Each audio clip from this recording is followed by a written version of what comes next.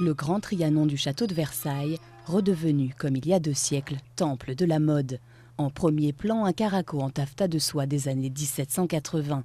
Juste derrière, des créations contemporaines signées Vivienne Westwood et Christian Lacroix. Je vais vous montrer une des plus belles pièces de l'exposition, qui est une robe de Vivienne Westwood.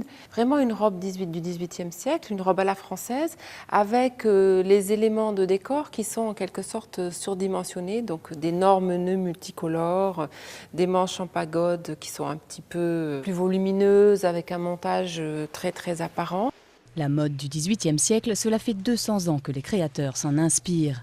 La richesse des tissus, la broderie fine, les corps à baleines, les jupes à panier, la technique est difficile à maîtriser. C'est une silhouette qui est très différente, qui est beaucoup plus habillée, qui a un maintien complètement différent, les épaules rejetées en arrière, le buste très droit, une grande élégance dans le déplacement. Voilà. Donc pour un couturier, tout ça inspire, je pense, énormément.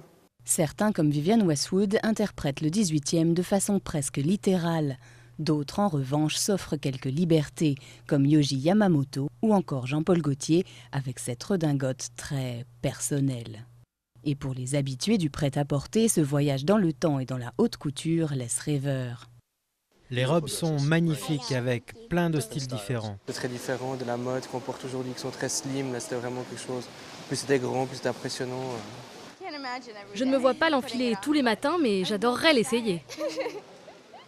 Et elle n'est visiblement pas la seule Marie-Antoinette en puissance. Depuis l'ouverture de l'exposition le mois dernier, le Grand Trianon compte 40% de visiteurs de plus que l'été dernier.